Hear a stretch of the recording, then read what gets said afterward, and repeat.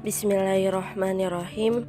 Assalamualaikum warahmatullahi wabarakatuh.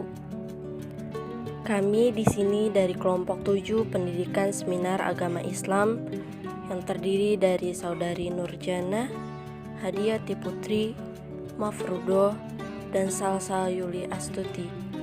Di sini kami akan menjelaskan tentang iptek dan seni dalam Islam. Konsep ilmu dalam Al-Quran. Kata ilmu diambil dari bahasa Arab, berasal dari kata alima, ya'lamu, ilm. Alima sebagai kata kerja yang berarti mengetahui. Quraisy Shihab menjelaskan, kata ilmu dengan berbagai bentuknya dalam Al-Quran terulang sebanyak 854 kali.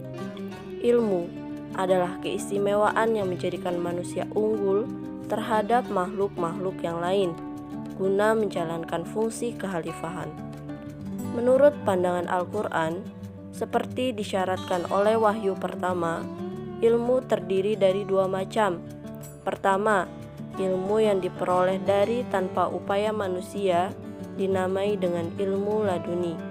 Kedua, ilmu yang diperoleh karena adanya campur tangan dan upaya manusia dinamai ilmu kasbi. Konsep teknologi dalam Al-Quran. Kata teknologi dalam Kamus Besar Bahasa Indonesia berarti kemampuan teknik yang berdasarkan kemampuan ilmu eksakta dan berdasarkan ilmu teknis. Teknologi adalah ilmu tentang cara menerapkan sains untuk memanfaatkan alam bagi kesejahteraan dan kenyamanan manusia. Secara etimologis, akar kata teknologi ada tek, yang berarti serangkaian, prinsip atau metode rasional yang berkaitan dengan pembuatan suatu objek atau kecakapan tertentu, pengetahuan tentang prinsip-prinsip atau metode seni. Menelusuri pandangan Al-Quran tentang teknologi mengundang kita menengok sekian banyak ayat Al-Quran yang berbicara tentang alam semesta. Menurut sebagian ulama, terdapat sekitar 750 ayat Al-Quran yang berbicara tentang alam semesta dan fenomenanya, dan yang memerintahkan manusia untuk mengetahui dan memanfaatkan alam secara tegas dan berulang-ulang. Al-Quran menyatakan bahwa alam raya diciptakan dan ditundukkan oleh Allah Subhanahu wa Ta'ala untuk manusia, sebagaimana dijelaskan dalam Quran Surat Al-Jathiyah ayat 13. Dan dia menundukkan untuk kamu apa yang ada di langit dan apa yang ada di bumi semuanya. Quran Surat Al-Jathiyah ayat 13. Al-Quran ketika berbicara tentang alam raya dan fenomenanya terlihat jelas bahwa pembicaraan selalu dikaitkan dengan kebesaran dan kekuasaan Allah.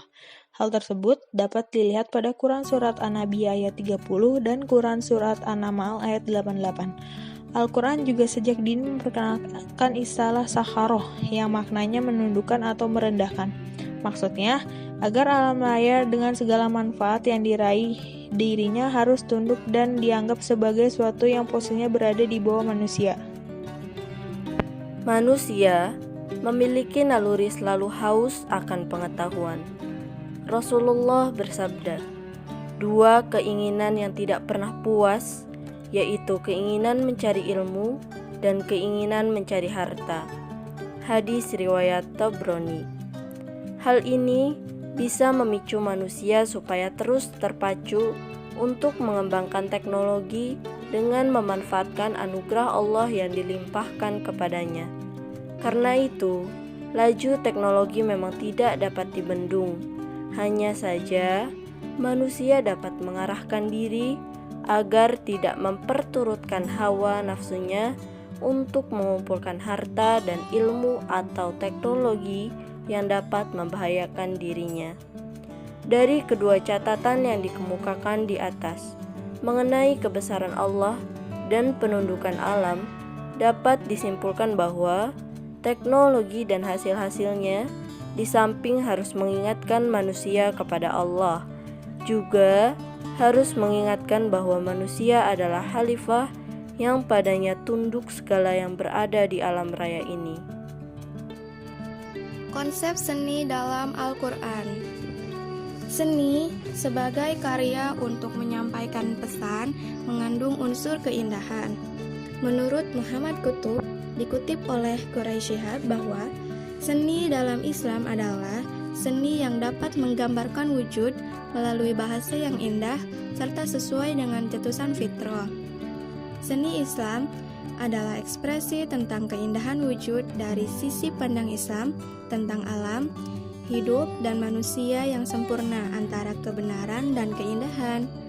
Teman-teman, dapat kita ketahui bahwa ada dua macam seni yang seringkali dinyatakan terlarang dalam Islam. Yang pertama, seni lukis, pahat, atau patung. Penjelasan dalam Al-Quran salah satunya dalam Quran Surat Al-Anbiya ayat 58 yang artinya, maka Ibrahim menjadikan berhala-berhala itu hancur berpotong-potong, yang terbesar induk dan potong-potong yang lainnya, agar mereka kembali untuk bertanya kepadanya. Yang kedua, seni suara. Ada 3 ayat yang dijadikan alasan sementara ulama untuk melarang atau memakruhkan nyanyian, yaitu Quran Surat Al-Isra ayat 64, Quran Surat Al-Najm ayat 59-61, dan Quran Surat Luqman ayat 6. Sejarah kehidupan Rasulullah Shallallahu Alaihi Wasallam membuktikan bahwa beliau tidak melarang nyanyian atau jika nyanyian itu tidak mengantar kepada kemaksiatan. Namun, jika memang benarlah sekiranya nyanyian yang mengandung kata-kata tidak sejalan dengan ajaran Islam, maka harus ditolak. Jadi, dapat disimpulkan bahwa Islam dapat menerima semua karya manusia selama sejalan dengan pandangan Islam menyangkut wujud alam raya. Al-Quran memerintahkan kaum muslim untuk menegakkan kebijakan, kebajikan, dan memerintah perbuatan makruf serta mencegah perbuatan mungkar. Hubungan ilmu dan amal. Dalam perspektif ajaran Islam, ilmu pengetahuan adalah suatu yang sangat berharga yang menentukan kualitas seseorang atau bangsa. Manakala masyarakatnya mencintai ilmu, ditandai dengan kebiasaan bertanya dan menulis. Betapa pentingnya suatu pertanyaan untuk membuka ilmu pengetahuan.